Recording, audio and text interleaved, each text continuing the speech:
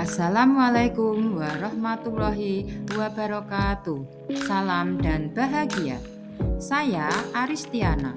Pada kesempatan kali ini saya akan memaparkan koneksi antar materi modul 2.3 Coaching untuk supervisi akademik. Definisi coaching.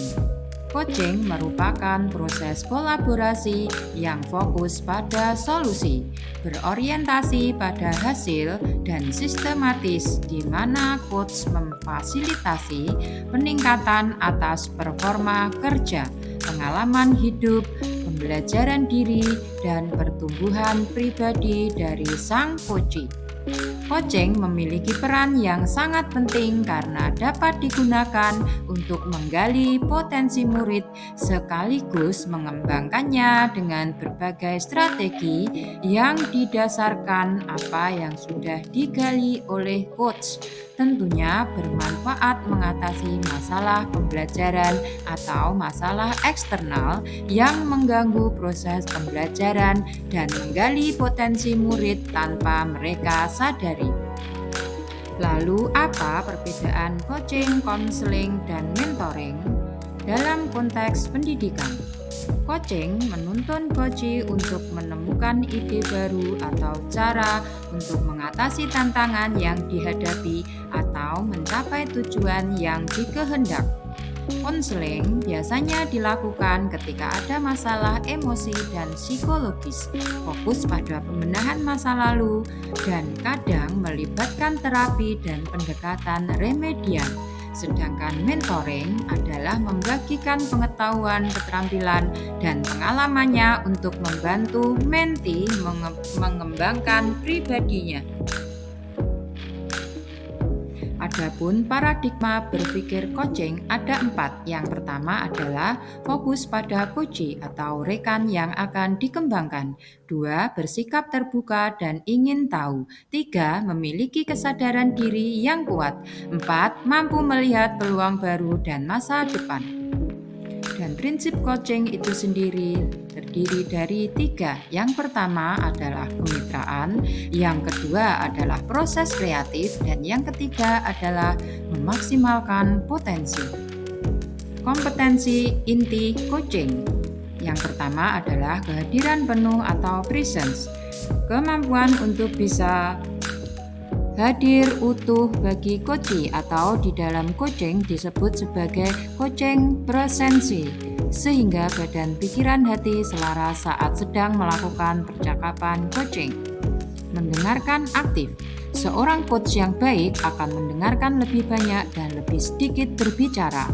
Dalam percakapan coaching, fokus dan pusat komunikasi adalah pada diri coachee, yakni mitra bicara. Mengajukan pertanyaan berbobot. Pertanyaan yang menggugah orang untuk berpikir dan dapat menstimulasi pemikiran coachee, memunculkan hal-hal yang mungkin belum terpikirkan sebelumnya, mengungkap emosi atau nilai dalam diri yang dapat mendorong coachee untuk membuat sebuah aksi bagi pengembangan diri dan kompetensi. Berikut adalah tabel R, A, S, dan A atau tabel rasa. R yang artinya perhatian pembicara, terima semua ucapan dan dengarkan kata kunci. Dalam bahasa Inggris disebut dengan receive. A. Appreciate. Beri sinyal Anda mendengarkan. Oke, ya, mengangguk, kontak mata. A. Singkatan dari ask. Ajukan pertanyaan untuk memperdalam. S. Singkatan dari summarize yang artinya rangkum yang Anda tangkap. Gunakan kata kunci jadi dan seterusnya. Tirta sebagai model coaching. Alur percakapan Tirta. Lalu apa singkatan dari Tirta? T. Tujuan, menyepakati topik pembicaraan dan hasil pembicaraan. Identifikasi, yang berarti menggali dan memetakan situasi saat ini, hubungkan fakta-fakta yang ada. R atau rencana aksi, yang artinya mengembangkan ide untuk alternatif rencana aksi atau solusi. Yang keempat, TA atau tanggung jawab, yang berarti komitmen akan langkah selanjutnya. Koneksi coaching dengan modul sebelumnya. Koneksi coaching dengan filosofi Ki Hajar Dewantara. Coaching ada proses menuntun yang dilakukan guru sebagai coach kepada murid sebagai coachee untuk menemukan kekuatan kodrat dan potensinya untuk bisa hidup sesuai tuntutan alam dan zaman. Hal ini sejalan dengan pemikiran sang maestro pendidikan Indonesia Ki Hajar Dewantara. KHD, di mana menurutnya pendidikan itu adalah ada proses menuntun yang dilakukan guru untuk mengubah perilaku murid sehingga dapat hidup sesuai kodrat. Hal ini sejalan dengan pemikiran sang maestro pendidikan Indonesia Ki Hajar Dewantara, di mana menurutnya pendidikan itu adalah ada proses menuntun yang dilakukan guru untuk mengubah perilaku murid sehingga dapat hidup sesuai kodratnya, baik sebagai individu maupun bagian dari masyarakat,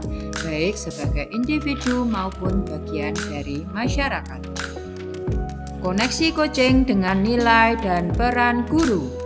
Coaching memiliki peran yang sangat penting karena dapat digunakan untuk menggali potensi murid sekaligus mengembangkannya dengan berbagai strategi yang berdasarkan apa yang sudah digali oleh coach.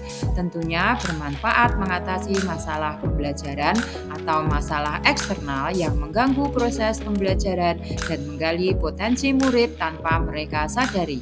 Peran guru dalam kegiatan coaching adalah membantu murid untuk belajar dan bertumbuh dengan mengajukan pertanyaan berbobot yang dapat memicu kesadaran diri dan memprovokasi tindakan kreatif murid, menciptakan suasana nyaman dan rasa percaya untuk memberikan kebebasan dan kemerdekaan dengan mengajukan pertanyaan-pertanyaan reflektif untuk menjadikan murid kuat secara kodrati.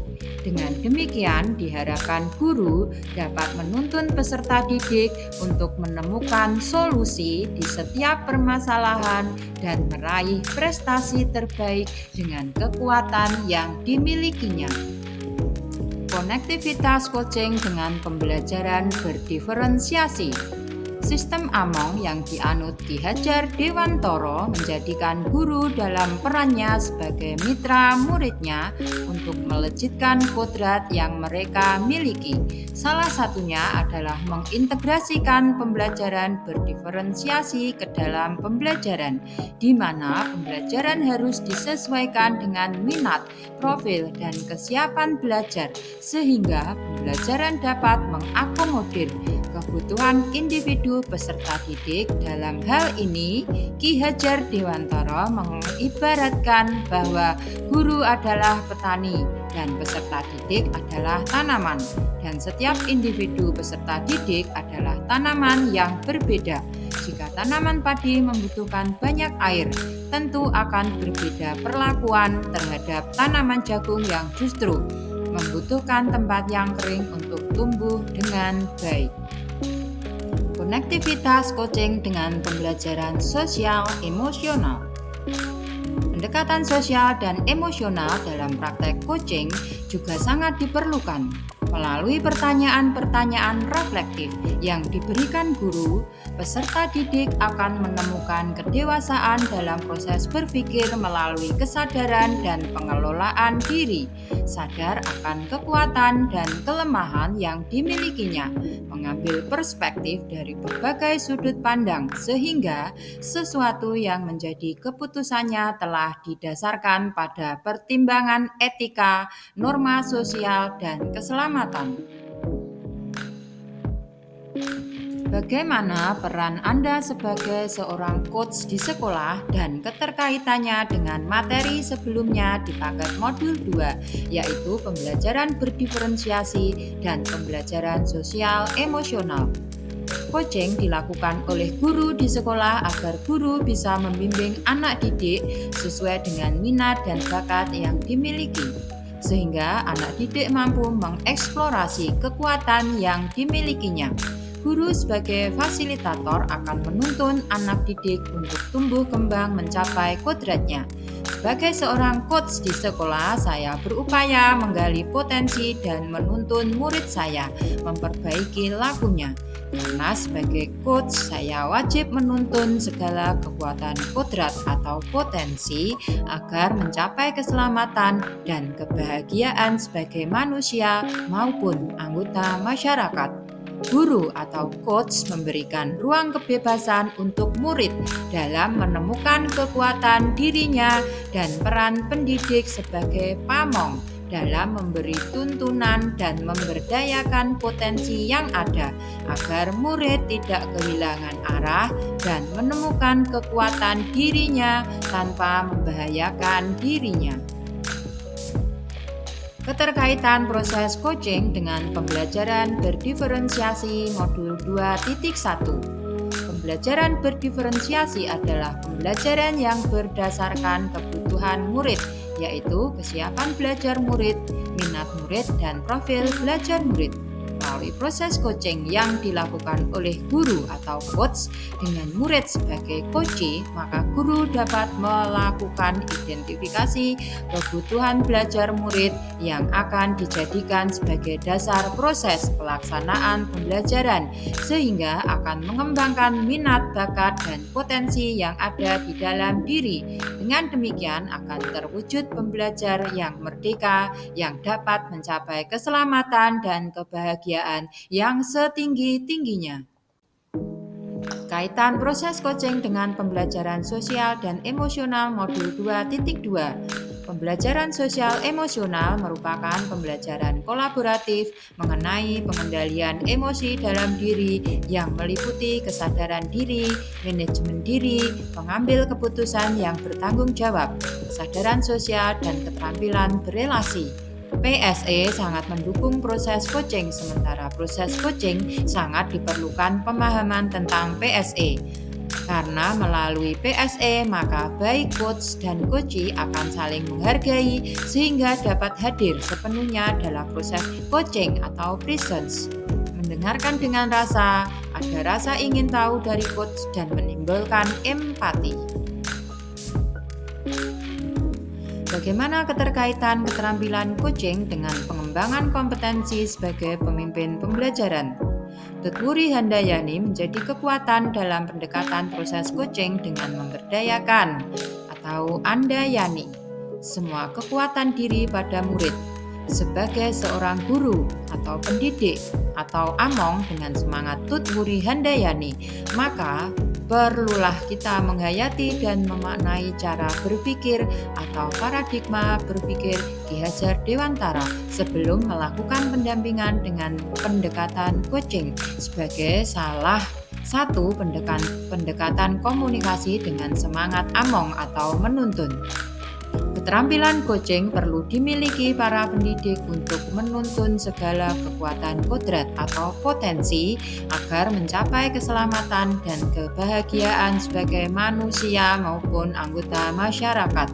Proses coaching sebagai komunikasi pembelajaran antara guru dan murid diberikan ruang kebebasan untuk menemukan kekuatan dirinya dan peran pendidik sebagai among dalam memberi tuntunan dan memberdayakan potensi yang ada agar murid tidak kehilangan arah dan menemukan kekuatan dirinya tanpa membahayakan dirinya. Demikian pemaparan saya mengenai koneksi antar materi modul 2.3. Semoga bermanfaat. Terima kasih. Wassalamualaikum warahmatullahi wabarakatuh.